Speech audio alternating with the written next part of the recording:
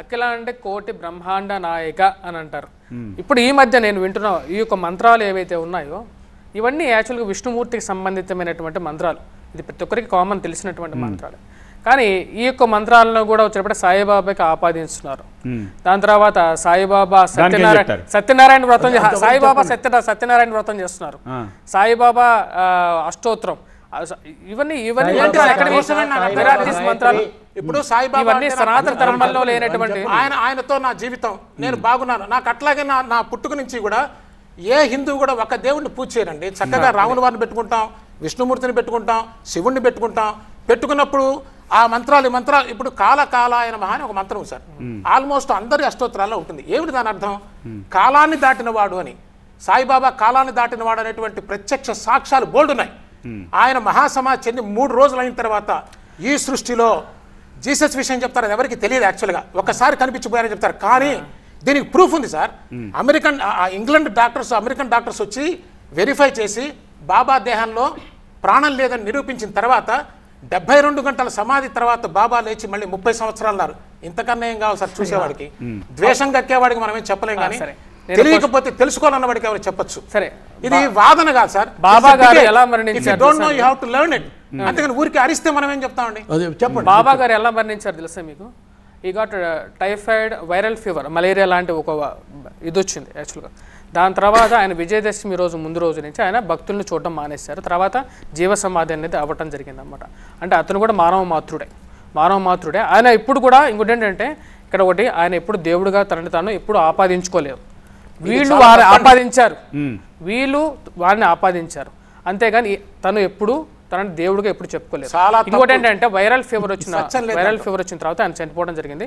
ఇది ఏంటి, ఆయన చనిపోయింది ఎప్పుడో పూర్వ ఏమంటారు, క్రీస్తు పూర్వం కాదు. అప్పటికి మెడిసిన్స్ ఉన్నాయి. దాంట్లో బ్రిటిషర్స్ ఇండియాలో ఉన్నారు, యాక్టివ్గా కూడా ఉన్నారు. ఆ టైంలో ఆయన ఫొటోస్ కూడా మనం అందరం చూస్తూ ఉన్నాం కాబట్టి so it is clear evidence. ఆయన మానవ మాత్రుడు దేహాన్ని విడిచారు. నేను ఆయన జీవ సమాధి అయిపోవడం గురించి నేను మాట్లాడట్లేదు. ఆయన జీవ సమాధి అయిపోయి ఉండొచ్చు, కానీ ఆయన చనిపోయినటువంటి విధానం బట్టి మటుకు ఈ రోజుల్లో ఇంటర్నెట్లో మీరు కొట్టినా సరే మీకు ఆయన ఎలా డిసీజర్ అయ్యాడో దాని గురించి క్లియర్గా ఉంది. దాంట్లో దోషం ఏముంది అంటున్నాను నేను. దాంట్లో దోషం ఏమలేదు, మరణించారని చెప్తున్నారు. ఏమన్నారంటే మీరు బట్టలు మార్చుకున్నట్టు మతాన్ని మార్చుకోకూడదు, దైవాల్ని మార్చుకోకూడదు అన్నాడు. మనము మన మతాన్ని మార్చుకోవటం, మన దైవాల్ని మార్చుకొని మన దైవాల్ని అవమానపరంగా చేస్తున్నారని బాధ తప్పితే మీ ఇష్టం వచ్చిన దైవాన్ని మీరు పోషించుకోండి, మీరు ఇష్టం వచ్చిన గుడి కట్టుకోండి, సాయిబాబా మతం పెట్టుకోండి, ఎవరి అభ్యంతరం లేదు. ఇది ప్రజాస్వామ్యం, అందరూ అన్ని చేయాలి. ఎవరు సాయిబాబా అంటే సాయిబాబా మాకేం శత్రువు కాదు, సాయిబాబా ఎవరో తెలియదు మాకు.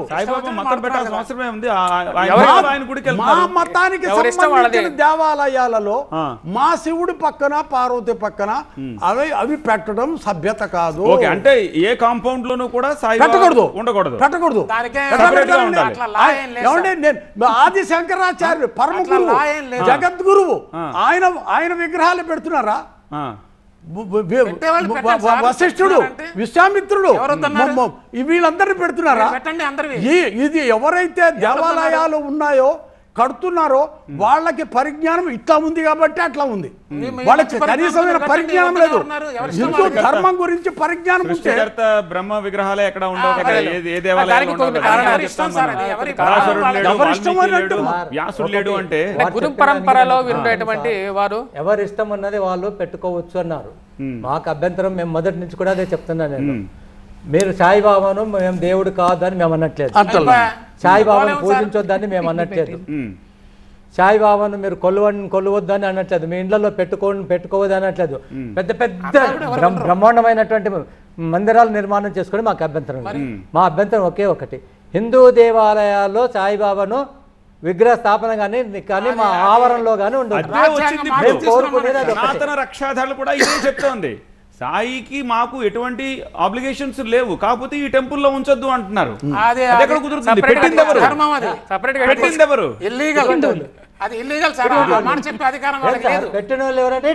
ఎట్లా ఉంది?